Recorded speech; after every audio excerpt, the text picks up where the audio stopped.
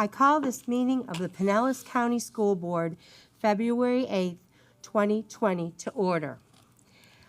Today, Pastor Lehman was supposed to be here, but she's stuck in traffic, so we will do a moment of gratitude, followed by the presentation of colors by the Pinellas Park High School Coast Guard Junior ROTC, the Pledge of Allegiance led by U.S. Coast Guard Cadet Malachi Randall, and the national anthem sung by Oasis from Osceola Fundamental High School under the direction of John Campbell. Everyone, please rise. And take a moment to think about something that you're grateful for. You know, we all have something that we should really be thankful that we have it. There's good in all of us. There's good in everything around us. So let's dwell on the good, all right?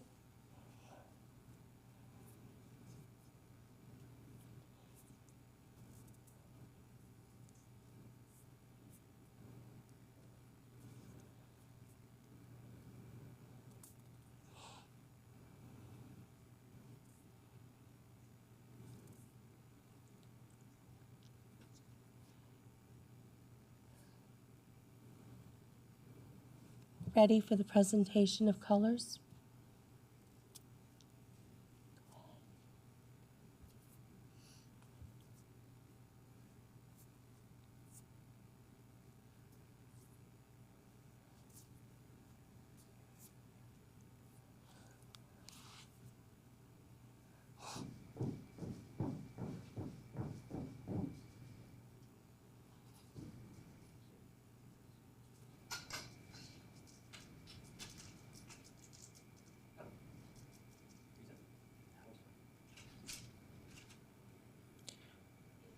I pledge allegiance to the flag of the United States of America and to the republic for which it stands, one nation, under God, indivisible, with liberty and justice for all.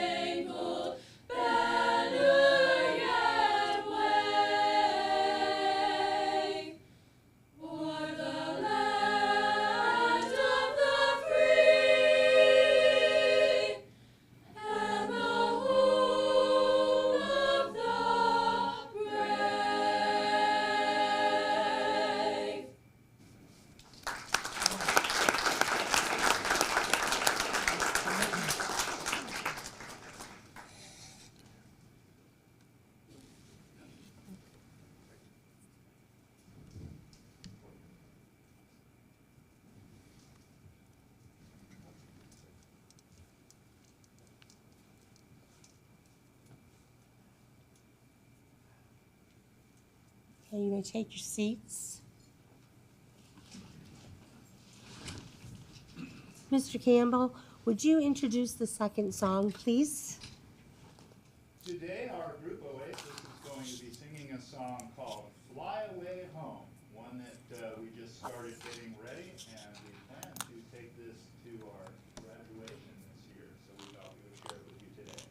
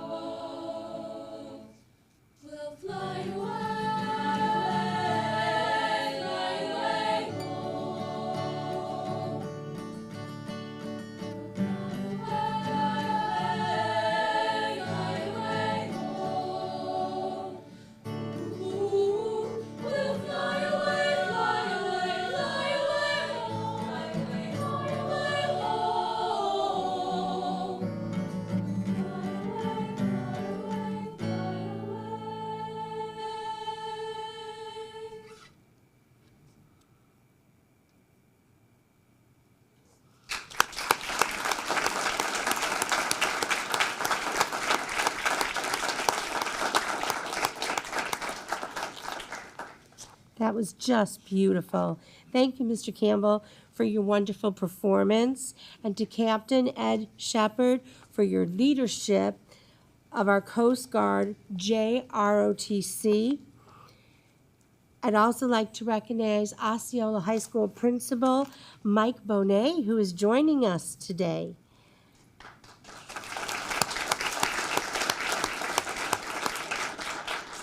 All right, before the video, I'd like to introduce our video for today.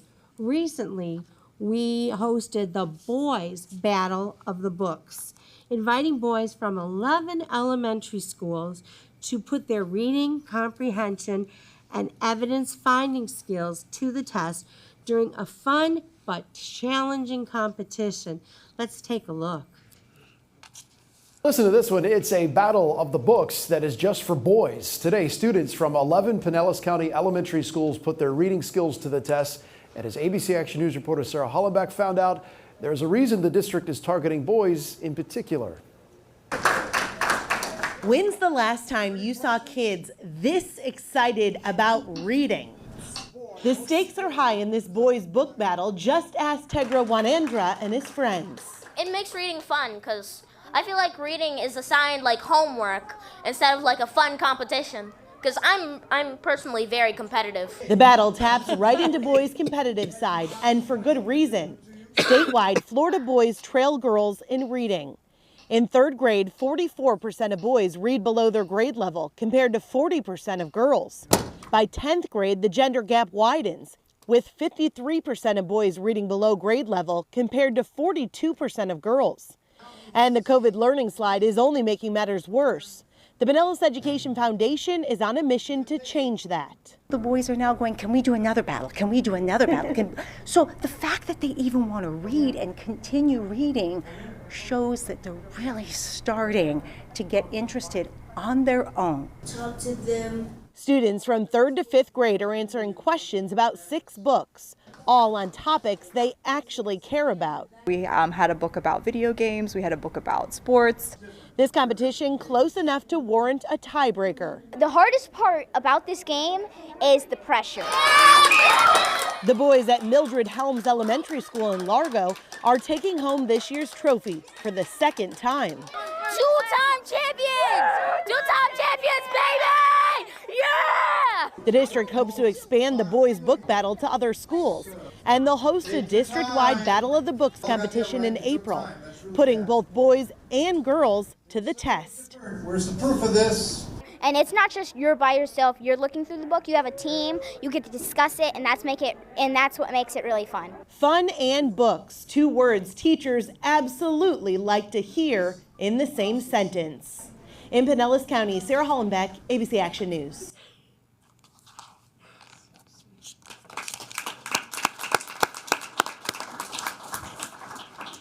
Congratulations to Mildred Helms Elementary for taking home the trophy. Remember, that was 2 years in a row. But it's clear in the video that all the scholars won by connecting to the books and reading in a new way. Thank you to the Pinellas Education Foundation for funding this project aimed at closing the gender achievement gap.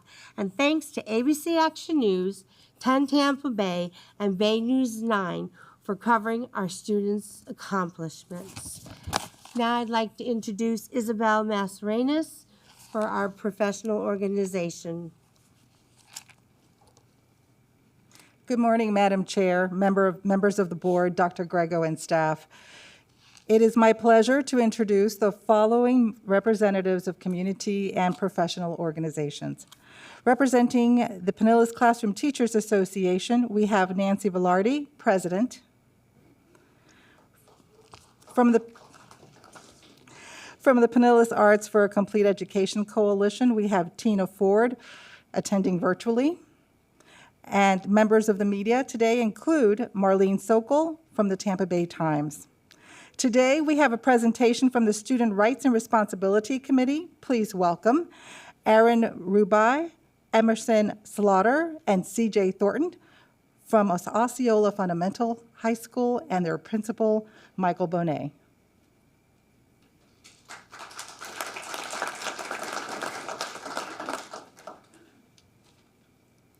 Good morning, school board and Dr. Grego. My name is Emerson Slaughter, and I'm a senior at Osceola Fundamental High School.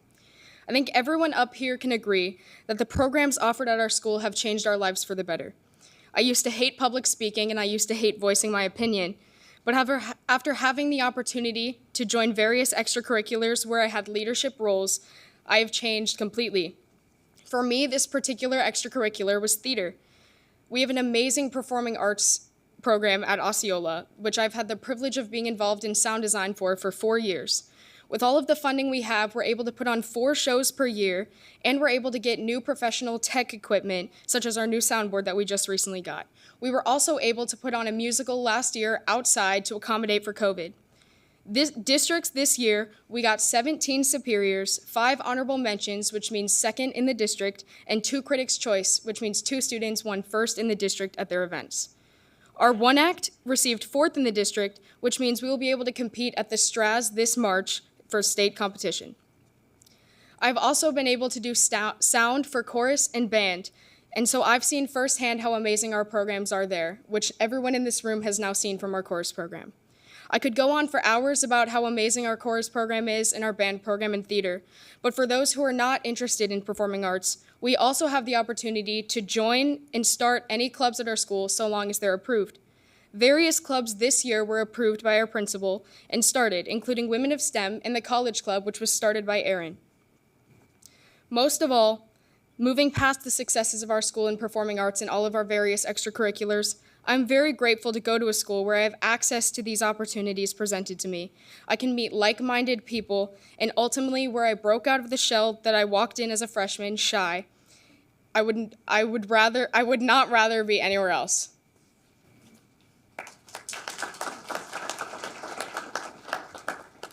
Hi, I'm CJ Thornton, and I'm proud to be speaking about Osceola athletics. As we all know, sports are a crucial part of the high school experience, and Osceola is no exception. With over 31 active teams, everyone can discover a passion for competition. Every year, we go above and beyond with sports, as this year alone, we have 4 district championships, 4 PCAC championships, 5 regional appearances, and 4 state appearances. And although this is impressive, it doesn't capture Osceola athletics the way I wish to show. During my 4 years playing baseball at Osceola, I've learned life lessons that are not available in the classroom. In a couple of decades, I won't really remember the classes or lectures I learned, but the bonds I formed with teammates are what will stay with me past college. And these shared moments of triumph and defeat will inspire me to strive for greatness after both in college and life. I can't even put into words my gratitude to Osceola athletics for teaching me these lessons, but I take solace in knowing that stories like mine are shared by graduates every year.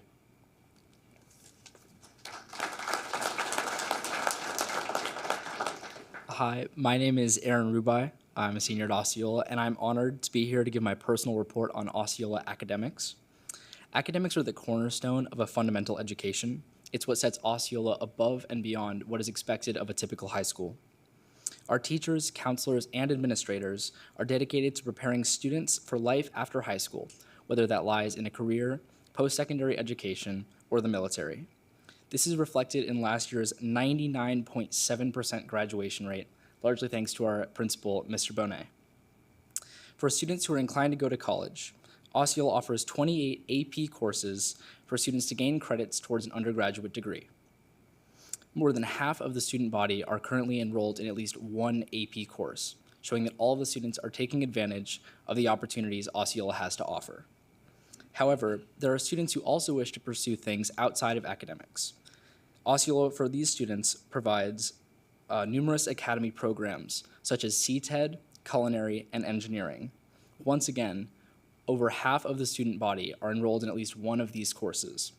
In the last 2 years alone, enrollment in college and career readiness has risen from 74% to 91%, demonstrating that 9 out of every 10 students are taking active steps towards their future and life after high school. I could speak for hours, same as Emmy, about all of the amazing things that are going on in Osceola academics. However, none of it could truly represent my personal experience. Throughout my Osceola career, I have taken 13 AP courses, taken classes in 2 different academies, and taken numerous dual enrollment in courses in mathematics. Due to these different classes that I've taken, I will graduate with 72 credit hours towards college, which is almost 2 years taken off of my bachelor's degree. I'm very thankful for that. Along the way, I've been encouraged by teachers and counselors, some of whom I would refer to as friends. The Osceola community has made me strive for success both on and off campus, and after college applications, I'm even more thankful to Osceola for preparing me for my next steps in life. I think I speak on behalf of the entire class of 2022 when I say thank you, Osceola, and go Warriors.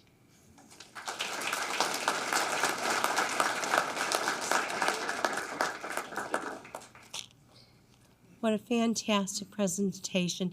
Thank you. You're doing great accomplishments. And thank you, Mr. Bonet. You've got some great students.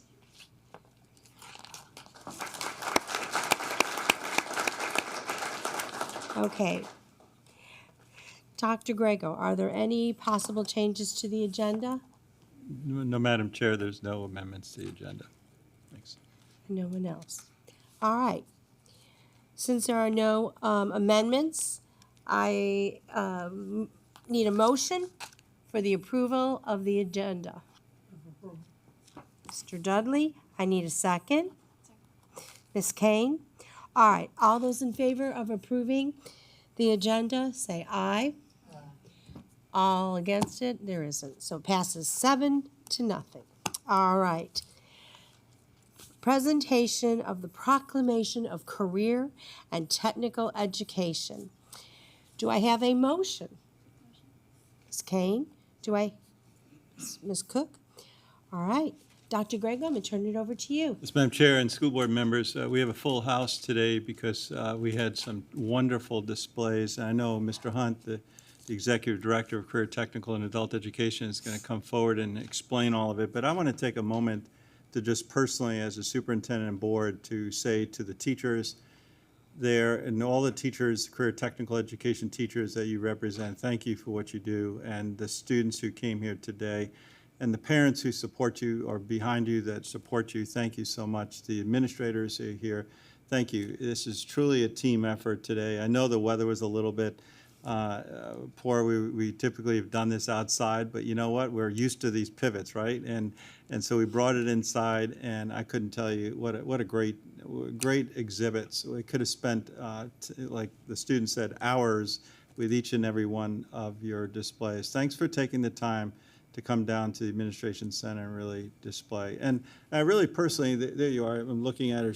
I had a wonderful hand massage today that I know you're looking right at me, and I know you'll be upset if I didn't at least shout you out there. But I'm very relaxed during this board meeting now, so thank you so much. At least my hands are, right? So, Mr. Hunt. Good morning, Mrs. Long, board members, Dr. Grego, and staff.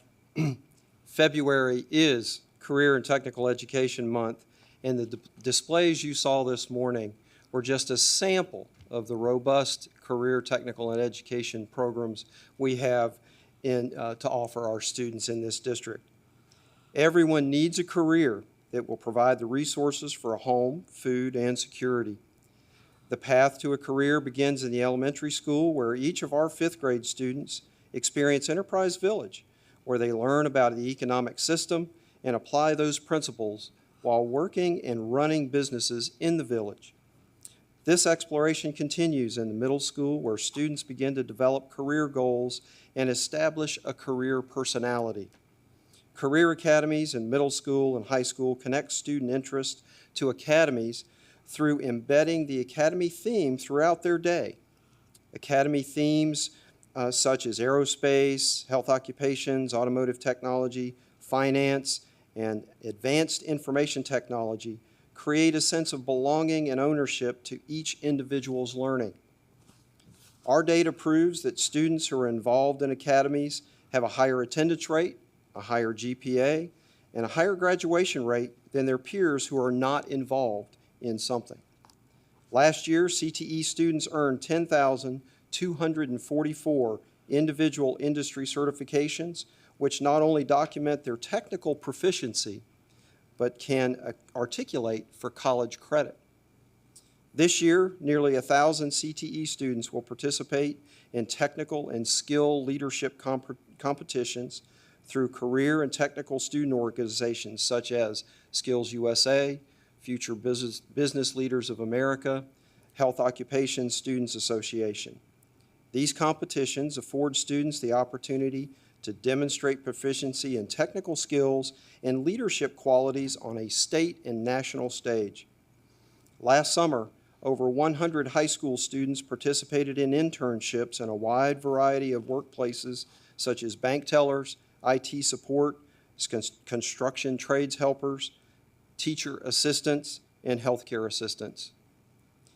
The career goals students set lead to a variety of post-secondary education pursuits.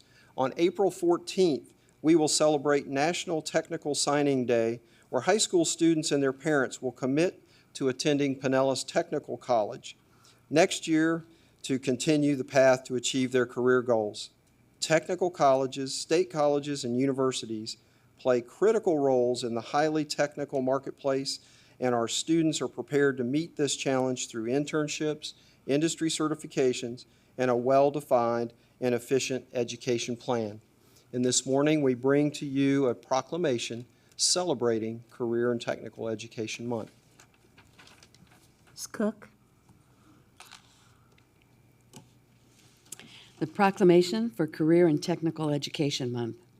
Whereas profound economic and technical changes in our society are rapidly reflected in the structure and nature of work, placing new and additional responsibilities on our education system.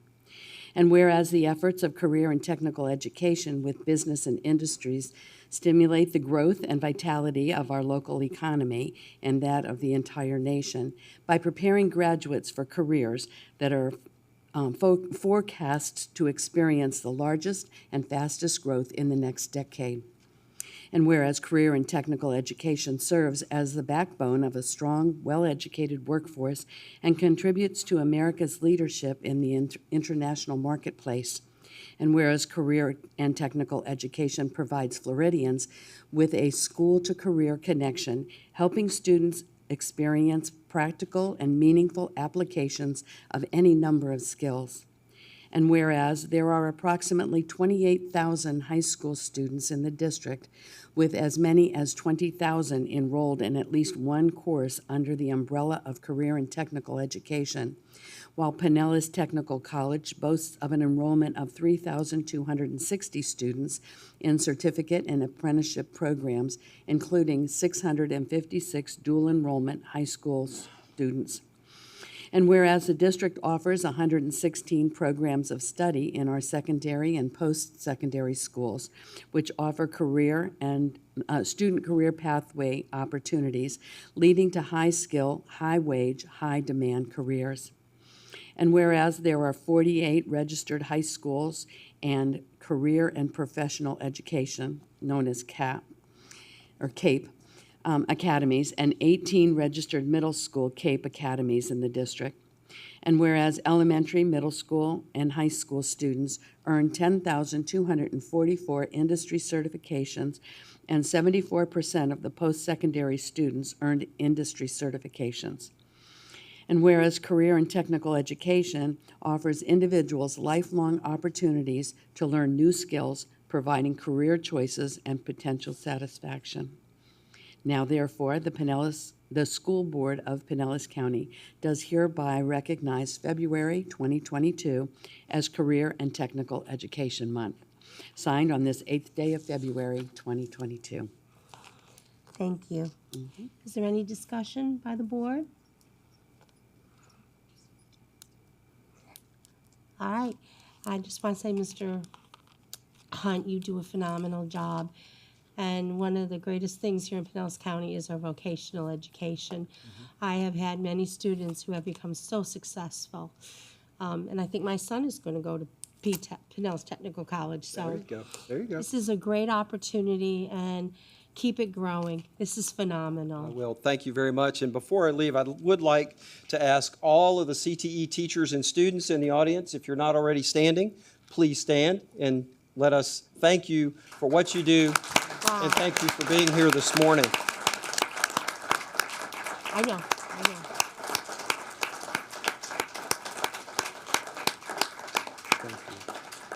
And Mrs. Long, we couldn't put on an event like this without the plant operations team here in the building, Jeff Hooker and his team, and also the district CTE team put on a fantastic event and able to showcase our students a little bit, even though the weather was bad. So thank you all very, very much, and we will see you later. Okay.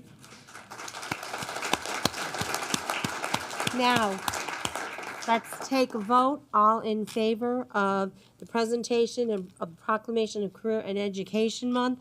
All those in favor say aye. Passes 7-0. Okay.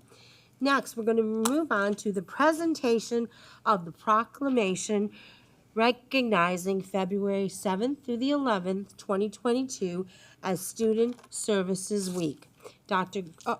Before we go on, I need a motion. Dr. Carr, and a second. Second. Ms. Hines. All right, Dr. Carr, would you like to, or Dr. Grego, would you like to introduce this?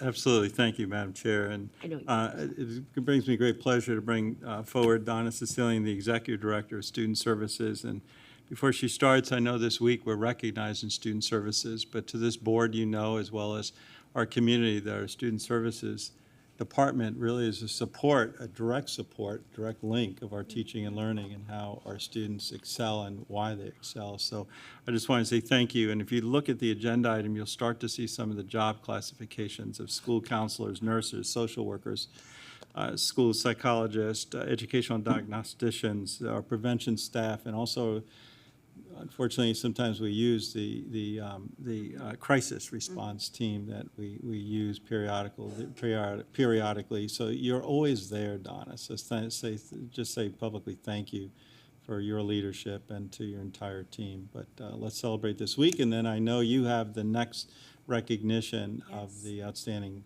student services employees. Thank you. Thank you, Dr. Grego, school board members and staff. It really is a pleasure to be here in front of you. I'm very grateful. It has been a blessing for my career to be supporting and involved with student services staff. And so I look forward to a future, but I just wanted to mention that it's just such a personal blessing. And I was thinking about the years that I've stood up here, because we take this 1 week to kind of celebrate all of the individuals that Dr. Grego mentioned that really do work 24/7. They are available. They take our phone calls. You know, when you get those emails and at the very end, Beth puts, student service staff is aware. So that's just kind of letting you know that behind the scenes, this team of staff are working to support the faculty, the leadership, the children, and the families. And I hope that when you hear the phrase humble servant, you think about student service staff, because I think that's a really good identification of who these individuals are. And so even this 1 week a year sometimes can be hard for people that are humble servants, but it's most definitely deserved. And this year, what I wanted to bring to your attention as we bring this proclamation forward is I know that all of you and others who work with youth have seen the Surgeon General's mental health youth advisory that came out. And so I just would mention that publicly, that if anyone in our country want to be aware of some of the issues facing youth and families and those of us that work with youth, that's a great document. And if you go to pages 19 and 20 in that document, it specifically talks about what can school districts and educators do. And so when it first came out, I immediately went to the index, turned to those pages, and felt confident in saying that all of the bullet items listed there are things that your student services team is already very engaged in. Things like training the adults that are in these youth's lives on how to identify, stabilize, and refer through trainings like youth mental health first aid, trauma-informed schools. We've been working for decades to have trauma-sensitive schools.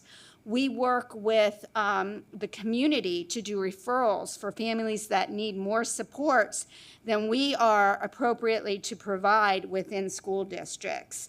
We have increased the access, you all have increased the access to mental health providers in schools, And so all of these things together, as you read through that document, most certainly we can improve upon, we can grow, we need to keep pace with the needs of our youth. But I can say with confidence that we are engaging in that work, and that document rather than saying, oh, we need to shift what we're doing and start looking over here, it was very affirming for us as student service leadership to look through. And so as I ask you to make this proclamation to recognize the team, I do so reassuring you that they are doing what needs to be done. They are doing this work. They are your humble servants. So thank you. Dr. Carr? Thank you. It's an honor to read this proclamation as a school counselor. The Student Services Week. Whereas each and every school day, student services professionals, including school counselors, nurses, social workers, psychologists, educational diagnosticians, prevention staff, and crisis response team members work together to assist students in acquiring the knowledge, skills, and competencies to make well-reasoned and healthy lifelong decisions. And whereas it is important to recognize that academic performance is impacted by developmental factors and school and community factors, and whereas research demonstrates the value in providing supportive programs and services in order to increase student achievement, the services provided by student services professionals enables the students to learn and the teachers to teach, and strengthens the bond between families and schools. And whereas we acknowledge that the student services professionals have the necessary knowledge, skills, and abilities to reduce barriers to learning and assist classroom teachers, parents, and community agencies in providing a safe and positive learning environment for all children.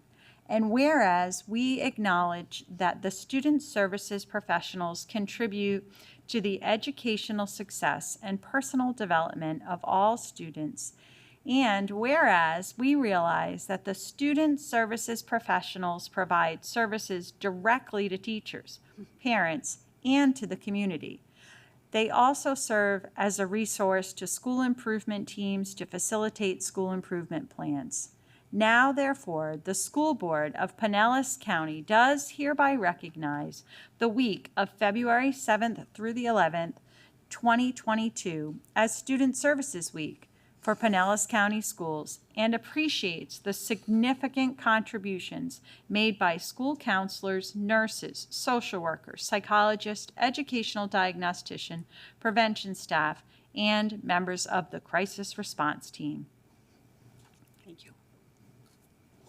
Any comments? I just want to personally say thank you to you and your staff. I've been in the school district for 40 years, and what your staff does, without you, we would just be falling apart. You know, we have a lot of kids that bring a lot of baggage with them, and how do you expect a child to learn if no one can help? So I can't thank you and your staff enough. Thank you, Ms. Long. Dr. Carr? And I just want to extend wishes for the staff that they put self-care first in this current setting, and that they support one another in these very challenging times, because, as you stated, the Surgeon General has declared it a national situation that we all are facing right now in the mental health community. So I hope they continue to put themselves first and care for themselves so that they can then care for others. Thank you. All right, with that, let's take a vote on the proclamation recognizing February 7th through the 11th, 2022 as Student Services Week. All in favor say aye. Aye. Passes 7-0. All right, thank you. Thank you. The next one is recognition. The next two, we're going to go downstairs, board, and Dr. Grego, we're going to let you introduce the next two items. Very good, very good. Okay, let's go. Thank you.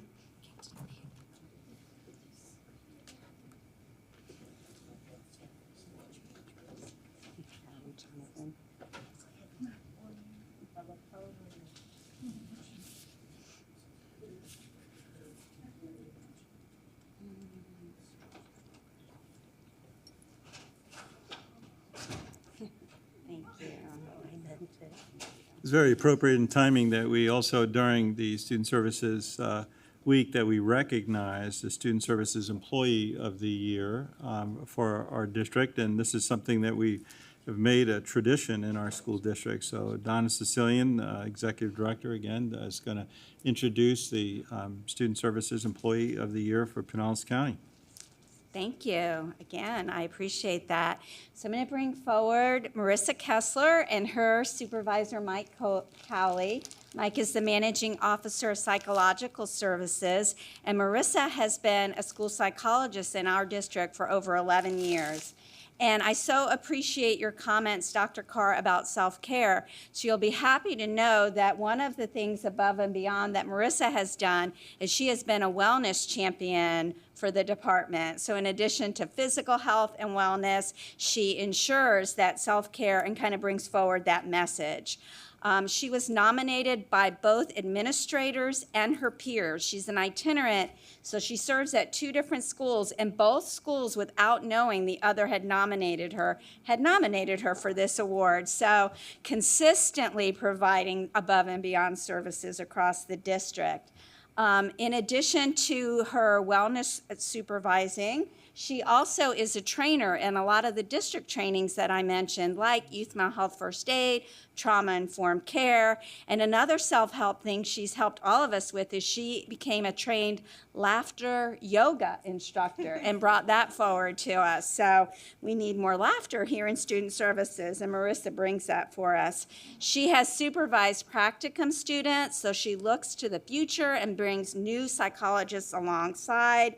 She really has a heart for anything that children need. She is big into feeding, right? So as an Italian, I can appreciate this expression of love, right? That's the way we show love, right, Dr. Grego? So Marissa is big at feeding students. She has food in her office, and she recently, this past Thanksgiving, did something very special for a particular family, and somehow it got caught wind of on social media, and it became viral, her work in that specific example of something that she's systemically done throughout her career. She will really do anything that anyone needs, both staff, students, families.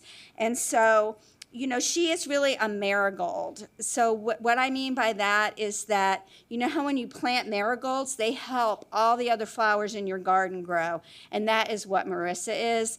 And she also is that humble servant that I mentioned and represents all of the work that all student services staff do. So I told Marissa when we were walking down here that I was thrilled that the committee selected her, because when I think of who in our team embodies what student services is, there is a list of people, but Marissa is certainly near the top of that list. So I just want to congratulate and introduce you to Marissa Kessler, who is our Student Service Employee of the Year. You want to say anything, babe? Yeah.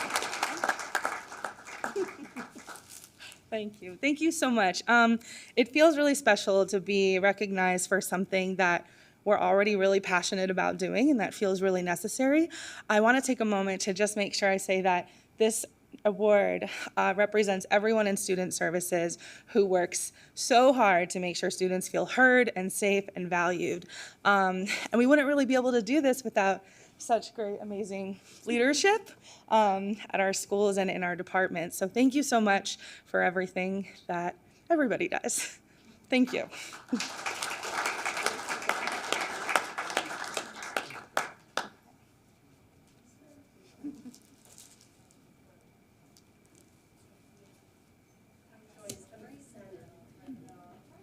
Donna, do you want to come in the picture? Oh. Hurry up. Thank you, Dr. Hurry up. You have such a speech there. All right, ready? 1, 2, 3. Thank you. Congratulations. Congratulations. Yeah. Also see Principal Bolaris. Danny, thank you for, and I think you mentioned it was also Bob Floria that also did dual applications to promote our student services of the year. So thank you for being here, Danny, for your support. Danny, too. I didn't know you were Yeah. here. I would have mentioned you. You want to come up and get a picture with Marissa? Let's do that. Sorry. Sorry, Danny. I'm just taking over. This will be a minute, okay?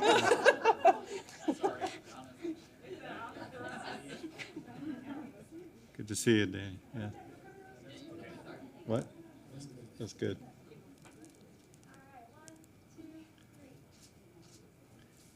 Very good. Anything else, Donna? Can I move on? Okay, thanks. Good. That's good.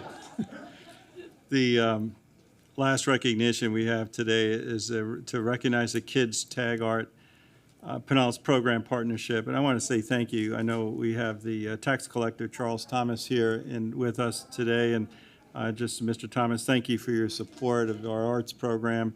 But let me call upon Jonathan Ogle to introduce us. This has been going on for how long, Jonathan? 7 years. 7 years. Unbelievable. Yeah. All right. Good morning, Madam Chair, members of the board, Dr. Grego, and staff. The memo of understanding for the Kids Tag Art Pinellas program, to be discussed later in the agenda by the board, is between Pinellas County Schools and the Pinellas County Tax Collector, and will extend our partnership, as I just shared, into the 7th year and beyond. I've seen firsthand the positive impact of this innovative program on students and visual arts teachers at participating elementary schools. 5th grade students get the opportunity to use their creativity and artistic skill to become real-world designers of front-facing tags for vehicles. The tags are then sold online with all of the proceeds returning to the school's art departments to purchase art materials, art-making tools, and equipment that might not be obtained otherwise. The annual Kids Tag Art Pinellas Awards ceremony, held for the students, their families, teachers, school leaders, and sponsors, is always very professionally done. The last 2 years, we've had to do it virtually. We hope to get back in person next year. Now it is my pleasure to introduce Mr. Charles W. Thomas, the Pinellas County Tax Collector, and his dedicated team members who diligently carry out the work of the Kids Tag Art program and who have turned it into one of the very best in the state of Florida. Thank you, Jonathan.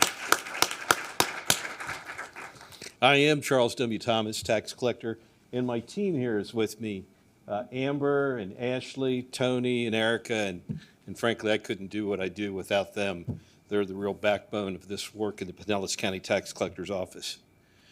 Kids Tag Art is something we heard about 10 years ago from the Honorable Joe Tedder, tax collector in Polk County. And he was talking about a program that he was so excited about that combined an opportunity in work that we do in the office. We issue tags for vehicles, we renew registrations, we issue titles. And that work, we felt, gave us an opportunity to combine with Kids Tag Art and give back to our community. And for our organization, that is a top objective, an opportunity to give back. So we felt that Kids Tag Art was an absolute perfect fit for us. So in 2015, we initiated the Kids Tag Art program. 5th grade art students participate in the program in elementary schools, designing a metal front-facing vanity plate. That artwork is on sale to the public. You all can buy a Kids Tag Art plate for your cars. And they can be mounted right on your car. In fact, if you go look at my Jeep in the parking lot, you will find a Kids Tag Art plate right on front. So the program offers a variety of benefits, not just money, which is very important, but it raises money for our elementary art classrooms. Students get to be real-world art designers, designing something that goes to market and sold to the public. And I think that's kind of a unique opportunity for young students and something that we think is really neat. It gives us an opportunity to recognize art students. I've got to tell you, I'm really looking forward to getting back to the in-person ceremony. The kids, they come, they're so excited. They dress up for the event. they're just so cute, and it's really neat to see that they get into it that much. And I think that you would agree with me, I think we all agree, that students are the future of Pinellas County.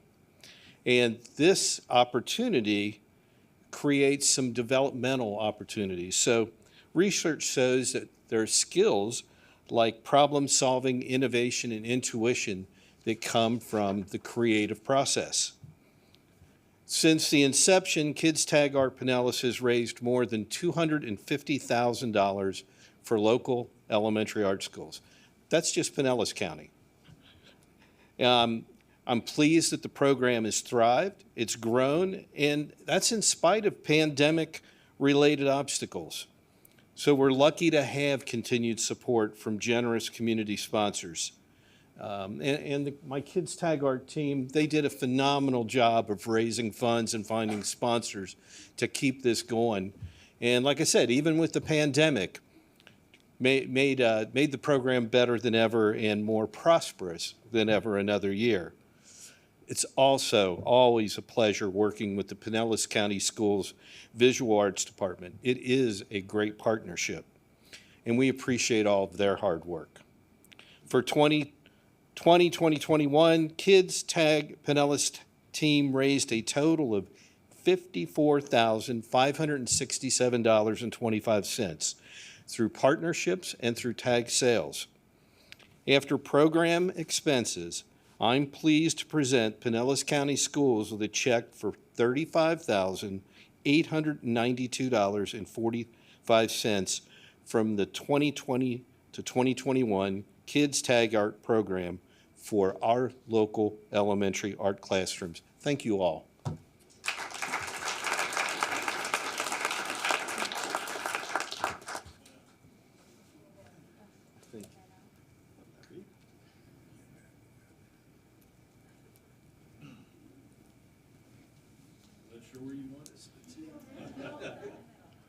Why don't you separate the board?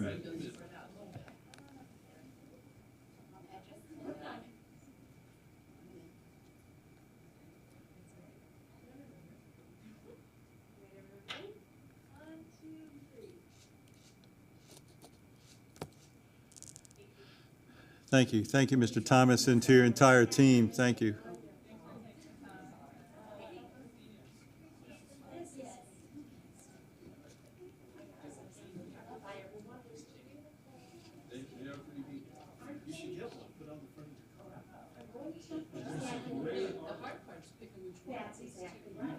Board members, that concludes our presentations. Come on back. Hey, great job, Tom. Nice to see you. Thank you, Mr. Thomas. Thank you so much.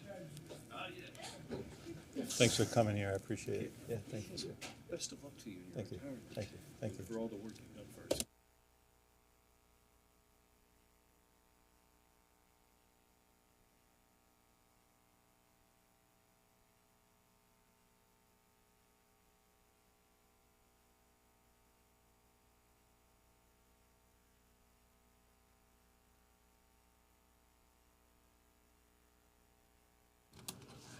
All right, moving right along to the public comments on agenda items. Members of the public have 3 opportunities to address the board when we are gathered for our meetings. The first opportunity to speak is during public comments on the agenda items. The next opportunity is when there's a public hearing, most of which are policies. And lastly, after the meeting is adjourned, we will remain for public participation when speakers may address items pertaining to the business of the district. At each of these opportunities for public input, board members are here to listen to you. This is not a time for discussion or a debate. We will not take any formal action on information brought forward unless it is pertaining to the agenda item. However, the board and superintendent may clarify statements or refer the speaker to the proper staff person to help work through your concerns. The board is committed to a standard of civility and decorum in the conduct of our meetings. Whether you agree or disagree with viewpoints expressed by speakers, please refrain from showing audible support or disagreement. We also ask that you assist us in maintaining a civil and constructive environment by confirming your comments to the business of the district and refrain from profanity and intemperate or rude comments. So with that, Ms. Hauk, do we have any speakers? Madam Chair, board members, and Dr. Grego, we have no speakers for agenda items, and we have one speaker for general public comment. Okay, so we have no speakers. All right. Let's go on to the consent. Do I have a motion? I move. Mr. Dudley, Mrs. Cook. All those in favor of adopting the consent agenda, say aye. Aye. Passes 7-0. All right. Going down to our non-consent, 8.1, public hearing to receive public comment on the recommendation of instructional materials for the school year 2022-23. Dr. Grego? Madam Chair and board members, as I understand, there are no speakers to this, but I think it's important that we at least understand that this board is having a public hearing following the Florida statutes for the adoption. As you remember, we reviewed this both on the elementary ELA and also mathematics K through 12. So I want to ask for the sake of the public and a reminder to this board, Mr. Henrik, to bring this back up. Thank you, Dr. Grego. Good morning, board members and the public. This morning, I'm happy to be here to present the public hearing for instructional materials for adoption.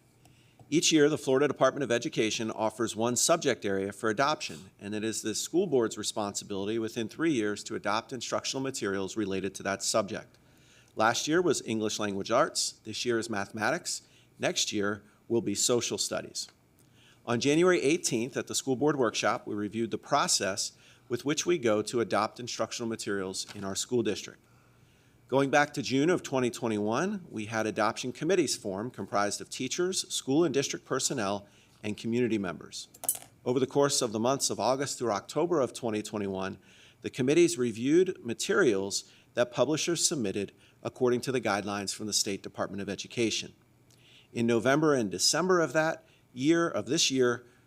year, 2021, we heard presentations from those publishers, reviewed materials both in print and digital, and then finally in December sent the materials to schools for teachers at all levels to give feedback and make suggestions and recommendations on the choices.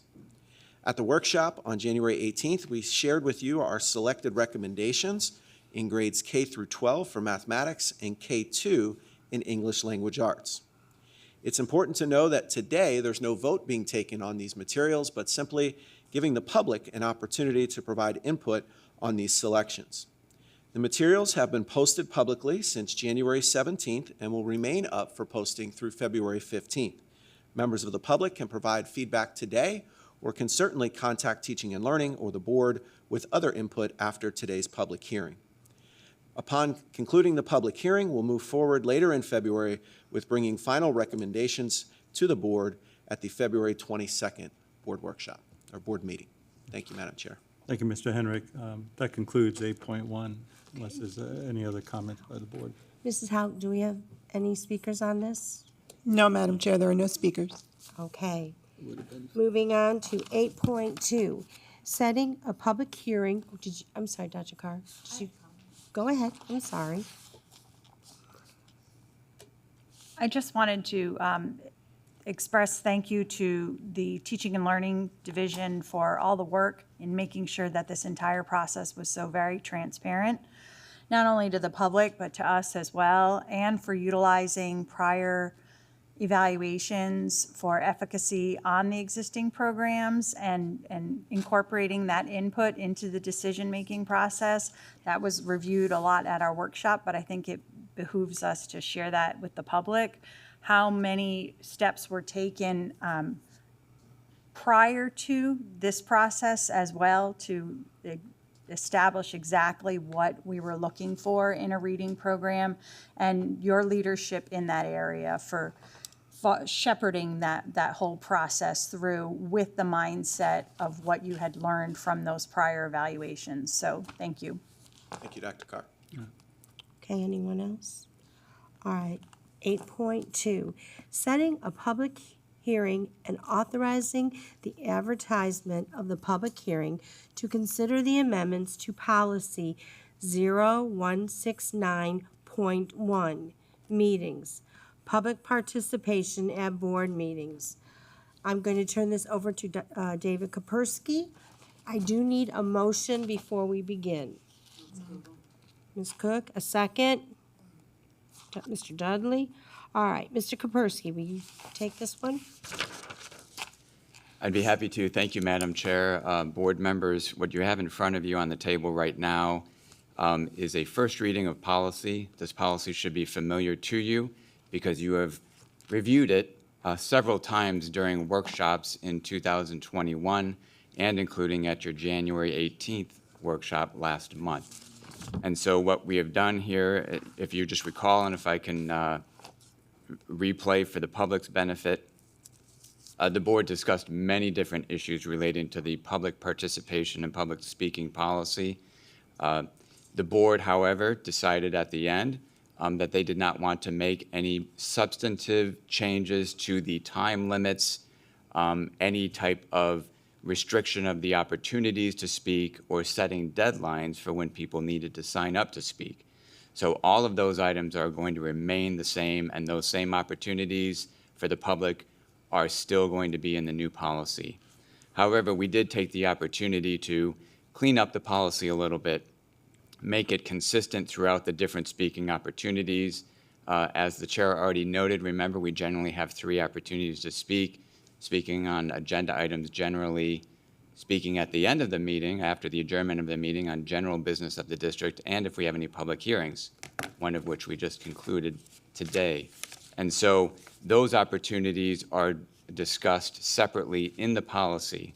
And what I wanted to do with the help of the administration, and it's in front of you today, is to clean up some of the language so that in each opportunity, it's very clear when you need to sign up, how much time you have, and the rules that are applicable to all of them. And so we created a new section that says rules applicable to all speaking opportunities. And so that makes it very clear that in each one of those, you've got to follow very certain and exactly the same rules. We also wanted to make clear in this policy, although it's clear in another policy, that public speakers cannot use any opportunity to advocate for commercial goods or services or to campaign on any political issues. This is not the forum to do that, and you have the right to define that forum. And lastly, we also included some additional language in the section on disruptive speech, just to bring it up to speed with case law and with statutory requirements and restrictions regarding speaking at public bodies in the state of Florida. So if you have any questions, I'll be happy to answer them. But this is your first reading. We anticipate it'll be back into your March reading, or your March board meeting for a second reading. Thank you. Any discussion? All right, all those in favor? Okay. Pass 7 to nothing. All right, 8.3. This is setting a public hearing and authorizing the advertisement of the public hearing to consider policy 5500.015, the Parental Bill of Rights. Mr. Kapersky, I'm going to turn it over to you again. I need, okay, I'm sorry. Thank you, Ms. Cook. Second? Ms. Hine. All right. Mr. Kapersky. Thank you, Madam Chair.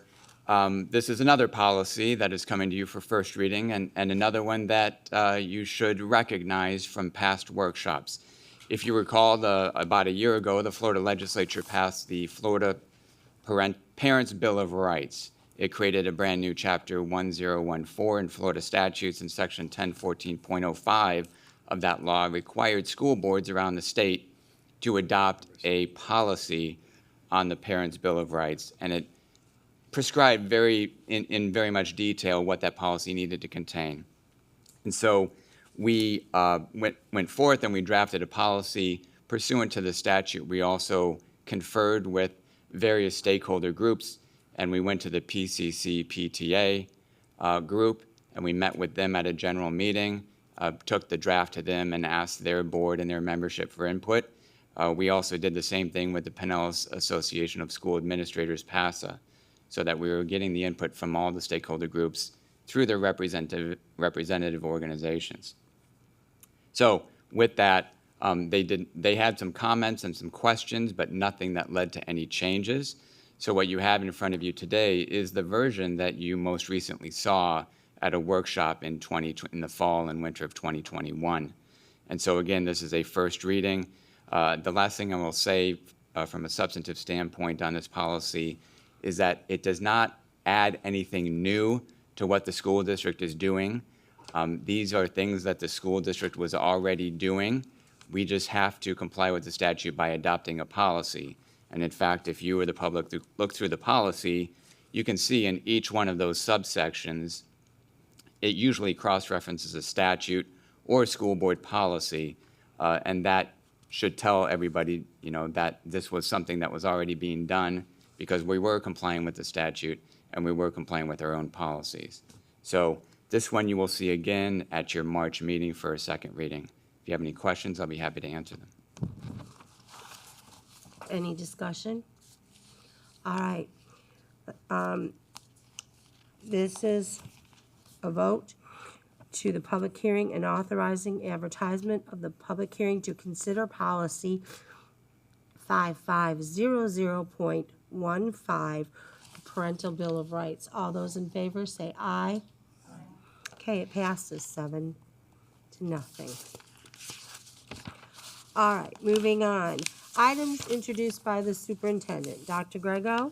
Yes, Madam Chair and school board members, I just want to say my overall thanks to some of the experiences that you had the opportunity to witness very briefly, but I could say to you, there's a lot of work that went behind that boys' battle of the books. And I can tell that excitement's only going to grow in all of our elementary schools in future years. So thanks to the staff of Teaching and Learning, to the Pinellas Education Foundation. They've made that gender gap a priority of theirs, even all the way to the state level this year. So just say thank you to Dr. Beyer and the people who have chaired those committees and have done the work. And it's a joy to see that work. And as we go into the April one, if anyone wants to visit it, there will be a boy-girl, the traditional battle of the books. It's one of the more exciting things that we certainly do. And I can't say enough to thank just today with the Career Technical Education Program, the teachers, the commitment, we rattle off a lot of numbers, and they're very impressive numbers of industry certifications earned by our students. They're in the thousands, tens of thousands, but behind each of those certifications is truly a caring teacher that's working with a student. Sometimes a student might not believe they can earn that adult industry certification that's recognized nationally. So just thank you to Mark Hunt. Thank you to the new Junior ROTC Coast Guard. As you know, they were inducted this past year. So we're growing the ROTC program, and that is a viable career with our young folks. So thank you to all of those, but mostly thank you to this board for supporting career technical education. It really makes a difference in our students' lives. Also, I did share with you this last Friday, but we even got further recognition with the Magnet Schools of America that we do have 2 of our schools of honored of schools of excellence, Eastlake Middle School and James B. Sanderlin IB World School. And just last night or this morning, I found out that James B. Sanderlin IB is a finalist in the nation for an outstanding merit school. And so we'll see in the national conference in April. But there are also 8 schools that have been named schools of distinction, and that just falls right beneath it and certainly are honored throughout this nation. Douglas L. Jamerson Elementary School, Dunedin Highland Middle Schools, Elisa Nelson Elementary School, already being recognized from a national perspective, Gulfport Montessori Elementary School, John Hopkins Middle School, Largo Middle IB World School, Perkins Elementary School, and Ridgecrest Elementary. This is the highest number our school district has ever received for recognition at the national level for our district application or magnet programs. So they'll be recognized, as I mentioned, sometime in April, and we'll be waiting to hear from that, but certainly kudos and congratulations. These schools should be celebrating. I want to thank Ellen Truskowski, who just has worked so hard to support these magnet schools and work as a liaison between the magnet schools of America. Likewise, I also was thrilled to Dr. Webley and her staff put on what we're calling the TZ Math Olympics. And again, an opportunity for young boys and girls to really get excited about mathematics. And the 76 students were eligible to compete from each of the TZ schools at all grade levels. And I was sent videos and pictures of the excitement and the trophies of students getting excited about math. So those of you who believe that the only way or place that we can teach and kind of reinforce these skills is in the classroom, sitting there, I think that's a very effective way, but it also can lead beyond the classroom in a competitive look. So Bay Point Elementary School had the overall winner and individual grade winners. Alana Shrugs from 3rd grade at Bay Point Elementary School, and Giovanni Achille, 4th grader at Lakewood Elementary School, and Maddox Tron, 5th grader at Bay Point Elementary Schools. Now, you saw some of the displays earlier that dealt with robotics, artificial intelligence, and many of the emerging technologies that our students are so embracing. But Pinellas High School, University High School, was hosted the Florida Gulf Coast Robotics League competition last Saturday, and 17 schools from Naples to the Bay Area competed. And the top 5 schools are headed to the state championships at Winter Haven. That's March 4th and 5th. 3 of the top 5 schools were from Palm Harbor University High Schools. And I understand that these numbers are important, so if you think that I'm just reading a number, but they identify how many competitions and their placements of these competitions. So 506 Pandera, 516 Gears of Fire, and 3,837 mechanical geniuses. I take it that they've been around. So just kudos to them, the robotics team. You know, Pinellas, I said Pinellas, I apologize. Palm Harbor University High School robotics team is the reigning 2019 world champions. There were no world champions in 2020 and 2021 due to the pandemic, so they are still the reigning world champions, and they know it, and they want to defend their title. So we're looking forward to that. These are all wonderful ways our teaching and learning and others are expanding that classroom to things that students, as our students today from Osceola Fundamental High School reminded us that these are things they're going to remember forever in their lives. We also, as Mark said, that he has a National Signing Day for students going to our technical colleges. Please look forward to February. We had a National Collegiate Signing Day, was February 2nd. These are for our athletes that were going for Division I, II, and III schools. We celebrated them.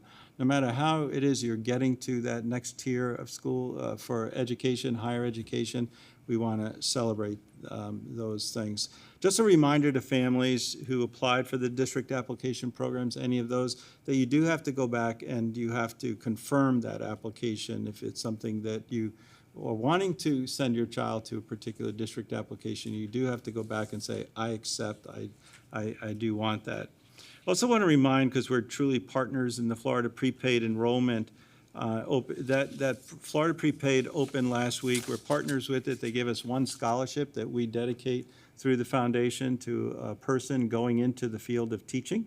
And that's the field you have to go into to obtain that particular one. But the Florida Prepaid, I think everybody is knowledgeable about it, but their enrollment is open to try to help pay for future colleges and universities at today's rate instead of the inflated rates, as you know how that works.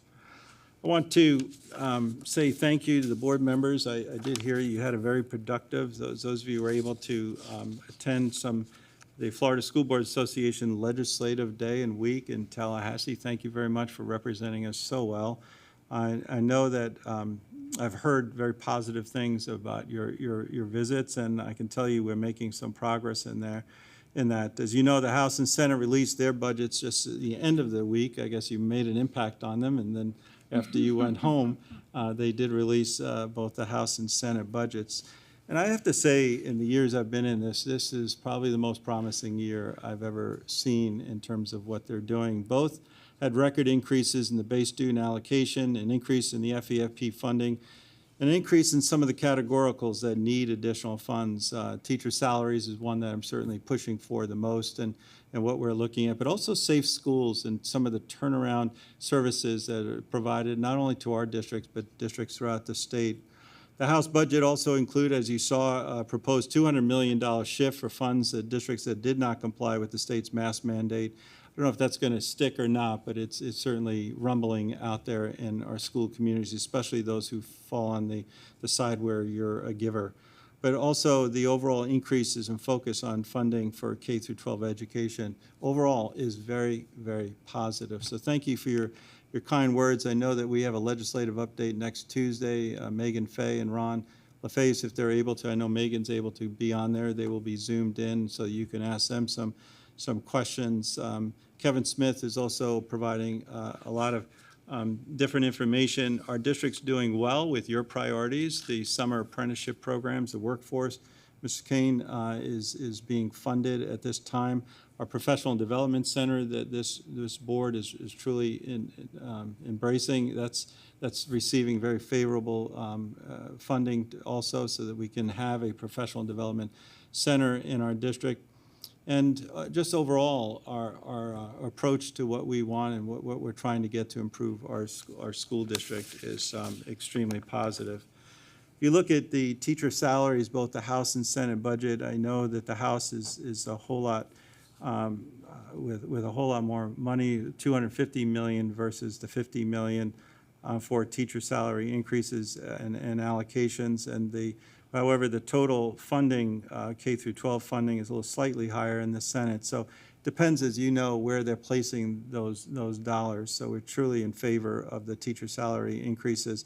The Senate has an increase in reading instruction, mental health allocation, and certainly the teacher salary increases also there. So the funding per student in FTE, you might see some of these numbers. We always went back to that 06-07 benchmark, watermark year, and it is now, if this goes through in any way, shape, or form, that this will be above that year with slightly over $8,000 per student in the state of Florida. So so far so good in terms, I know there's never a legislative session where we love everything, but in terms of where we're at and how we're being listened to, I am very positive about this session. And it's not over yet, so we still can make tremendous gains through the rest of the session. But thank you to the board for your visits and for your words, even here locally, as I know many of you make many phone calls to the elected officials.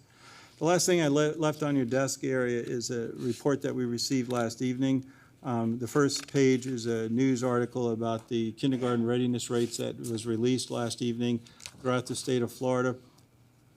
For every district. The second page lists all of the district in rank order in terms of the percentage of kindergarten readiness. The first thing I want to express to you is a very positive result in our district. I want to thank Mr. Hendrick. I want to thank Mr. Feeney, Jen Meckler, who's just recently brought on board as a director, and also Gail Ramsdell, who are kindergarten supervisor program specialists. These folks have worked along with all of our kindergarten teachers. But this kindergarten readiness rate, if you take a look at it in the back of the first page, it shows that there's only one school district in the Tampa Bay or in this region that has reached the 60% kindergarten readiness. The state as a whole, with the pandemic, dropped from 57 to 50. We increased up to 60%, and you see the other districts in this region from Citrus down to Sarasota with the state average of 50%. So just not only congratulations, but a momentum swing that we are in this district focusing on early childhood.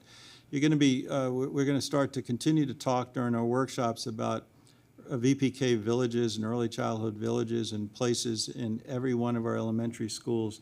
And I see no reason why this district shouldn't be at the 70%.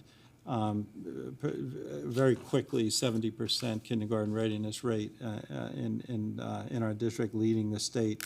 As you see, even in the state rankings, you know, the ones above us are like a lab school or something where they have 20 students perhaps being tested, or very low numbers. The UF Lab School has 39 kindergarten students that they're testing. So, their percentages are easy to swing that way. But we are, without a doubt, the first larger school district in the state of Florida, and is doing a remarkable job thanks to the Early Learning Coalition and to all of our partners, partners of the Juvenile Welfare Board, and many others who contribute to this. I feel like our white paper that was issued about a year and a half pre-pandemic, a lot of things are divided by that, but it needs to not only be, not that it was ever dusted or needed to be, but it needs to be brought to the forefront of all of our community partners to say that and the goals in there is a 90% participation rate with a 90% kindergarten rate, and I believe as a district, if we pull together, we can reach those rates. And so 60 is great. I want to celebrate it, but we'll see you at 90 also. So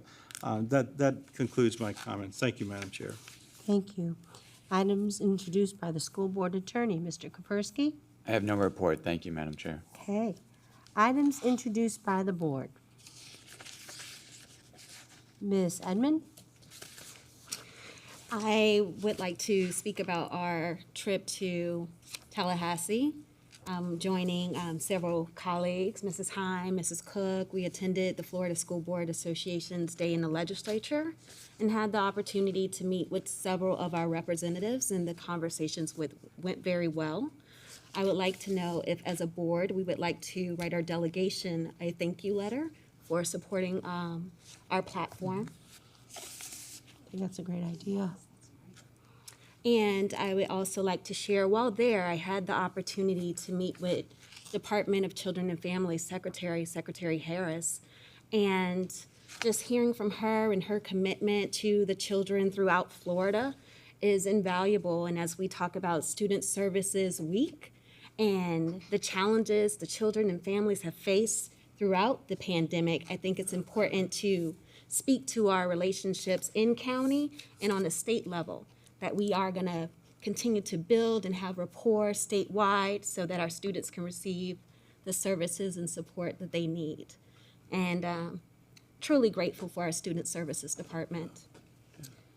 Also, today we approved an MOU with United Way, and that's to support or continue to fund and support the community school model at Campbell Park. And just going to Campbell Park and learning more about the program and the food pantry to supporting the after-school enrichment programs that really get buy-in from the students and families, that's just an invaluable partnership to have.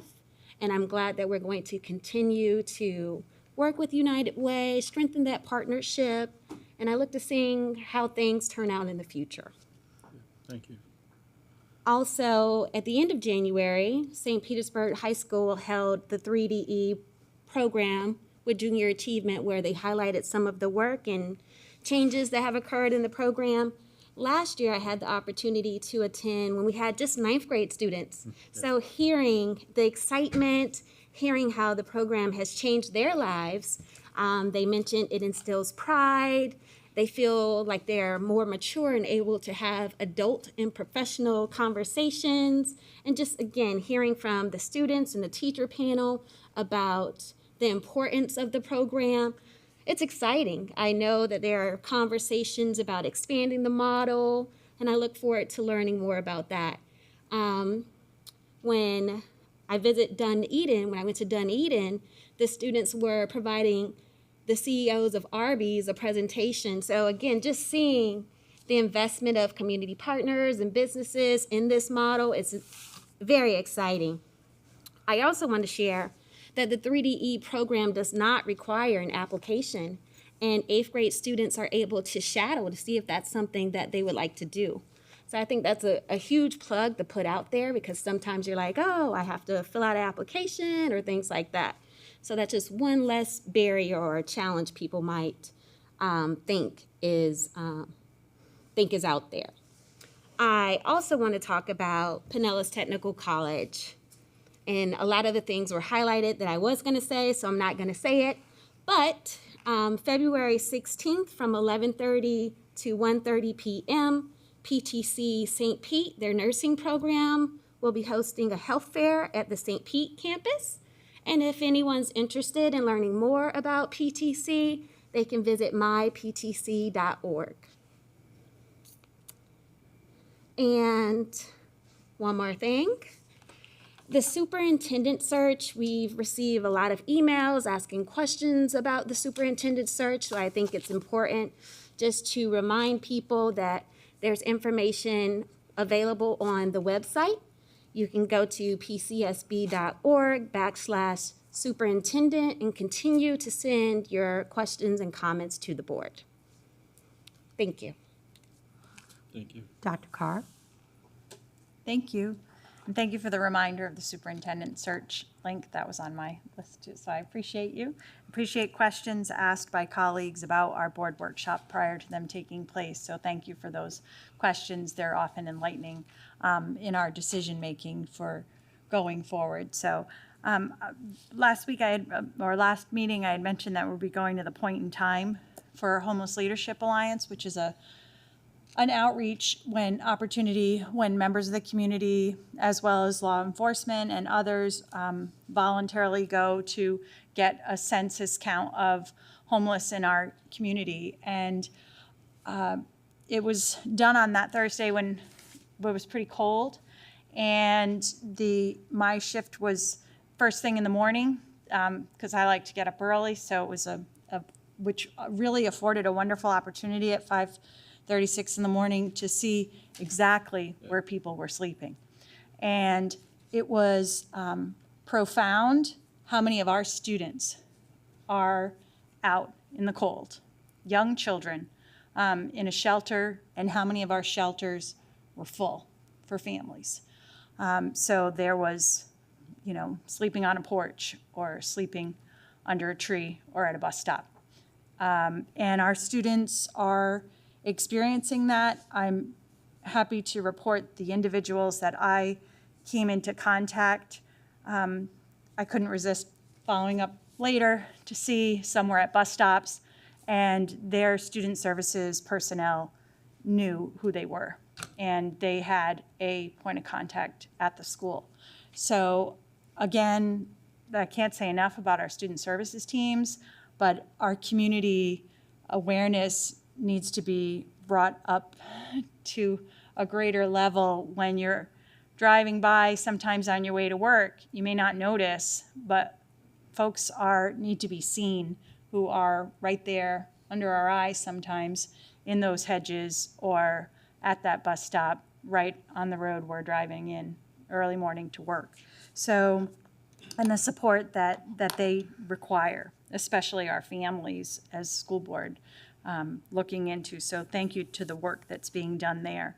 Additionally, I just wanted to bring forward that I have followed up with our partnership with the county and JWB to go forward with another meeting in the topic around some of the mental health issues and community issues, and also the importance of addressing some of the incidences taking place around our foster care system. We're getting a lot of feedback from our administrators and folks, and a lot of it's beyond our realm but I think it's important that eyes be open to what's happening right now, and the need for greater oversight and protection and safety in place for these children right now. We're really seeing an uptick in need for foster care families, understandably so with COVID. So looking into that further, I think would be really important for us to see how we can support those other agencies around us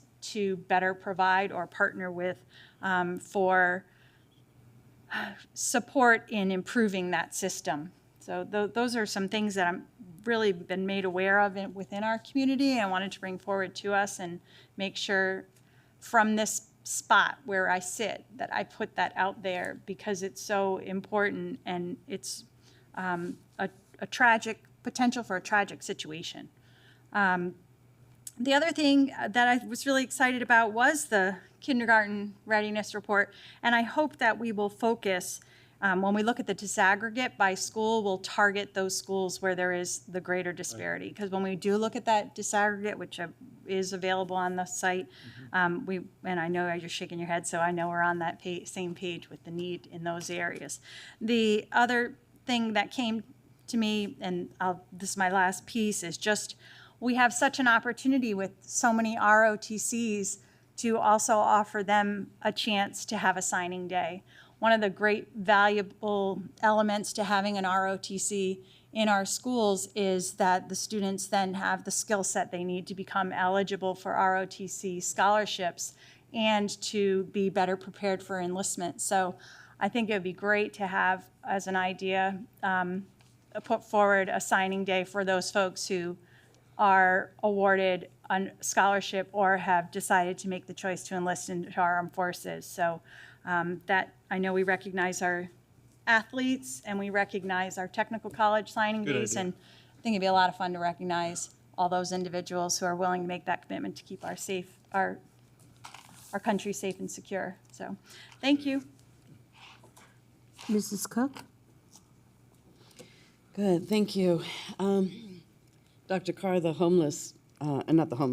foster care issue was also brought forward with some of the visits that I did. And one of the problems that they're having is the overseeing organization, I'm not going to mention the name, the overseeing organization will know that children aren't going to be picked up until 6:30 from elementary school or whatever. And there's no communication back and forth to say, they're going to be late. We have a foster family, but they're not going to be able to pick them up until, whatever time. And administrators would just like to know that this is happening so that they can not have the child just sitting there waiting, but actually have maybe some activities or things like that for them to do. So it's an issue on many, many levels that needs to be looked at. We did, and I'm not going to go into it again, we did have good meetings with our legislative delegation. And the only thing that I am going to say is that we are very fortunate to have a delegation that that respects the school board and is willing to work with us. That is not happening all over the state. And they had many good things to say about what was going on in Pinellas County, and they were very supportive. Every single one of them was asking about the superintendent search, but in addition to that, we had good conversations. I want to report on the Board of Directors meeting that was also held in conjunction with days in the legislature. The two big things. One, the nomination committee is going to be meeting, and so if you are interested in pursuing a position, one of the officers, treasurer, vice president, president-elect, the applications are, the deadline is March 18th for submitting that application. Y'all received, I hope, an email letting you know what you needed to do and what the requirements were for the materials that you need to submit. The committee will meet on April 11th, and then they'll make a recommendation, and the general membership will vote on it at their spring conference is what they call it, but June 8th, 9th, and 10th at the general membership meeting. So if you are interested, great. You also may be asked to write a letter of recommendation for someone if you're not. So make sure we try to meet those commitments. The other big thing that we talked about for quite a while is an organization called the Consortium of State School Boards Association. I'm going to give everybody a copy of this. When the National School Boards Association stepped out and Florida school boards withheld their dues, many other states decided to do the same thing. So there were 17 states that came together and said, okay, how can we provide these same memberships, these same organizations, the supports that were in place that National School Boards was doing, but yet still remain nonpartisan. So they came together with the group of what they're calling the founding members, the 17, and they're listed on the back page, the 17 states that thought that they would move forward and said, okay, what are we going to do and how are we going to do it? So here are the basic beliefs and ways of wanting to move forward. And the Florida School Boards Association agreed and voted to move forward with this organization. It's different from joining the organization because they're still in the process of creating it. In order to do a lot of the legal work that has to go into it and, a lot of background and research, it's going to cost them some money. And it's also going to cost the organization, the different state boards, it's going to cost them some money to come forward. The work that's been done so far has been done in kind, and different school boards have assumed different responsibilities. But now it's time for them to come together, to start working on policies, to start working on what this organization really is all about. We elected Bev Slough to be the person that would represent Florida on this policy creating task force. And we also committed what would be 50% of what our dues would have been to National School Boards Association. So we committed for 2 years. We would give half of what we would have owed and then half of what we would have owned, and a third year, like quasi-commitment. We committed to a third year, providing the information that comes forward is something that Florida School Boards Association could still agree with. So this is going to be a long process of creating this, but there is a lot of interest. State school boards across the country are going to be able to join this as long as their local organizations approve it and move forward. Not only these 17 states will be the founding group of this. There are also 26 total that have indicated interest. They are not joining at this time because they have already given their dues to National School Boards Association, but they will have discussion, when this year is over, and then as to where does the money, are they going to join National School Boards Association, or are they going to join this coalition? And it seems as though, like I said, 26 states are going to be looking to moving forward with this. So if you have any questions about it, I can answer some more, but I just want to let you know that this is in the process. It's in the process of being developed with no solid commitment. I do want to let you know that their guiding principles are that they will be focused and responsive, they will be transparent and efficient, they will be reflective and relevant, they will be representative and accountable, and they will be unified.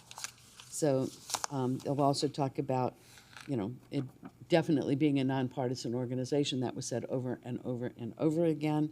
And you'll see the other focus and what they're joining. So if you have any questions, let me know. But when you hear them talk about, and I hope they don't use the acronym all the time because it's COSBRA, you'll know what they're talking about.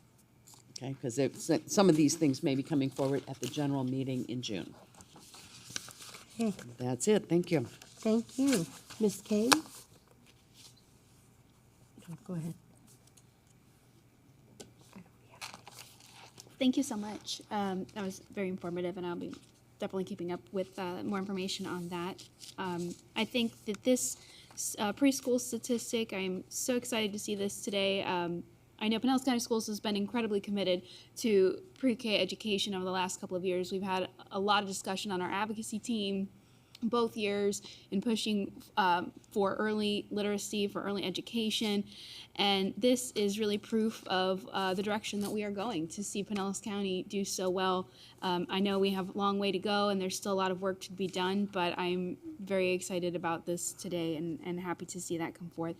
Also extremely excited that it is Career Technical Education Month. This is something that is so near and dear to me. It is, to me, one of the most important things we can do as a school board and as a community is to provide children with opportunities in as many ways, all shapes and sizes as possible. We are gifted in education with the incredible blessing and responsibility to educate children no matter their walk of life and no matter their gifts, no matter their skills, no matter their blessings. And to me, the only way that you can get through to each and every child is to have an array of opportunity for them that they can take advantage of so that they can continue in whatever career path they choose in the future.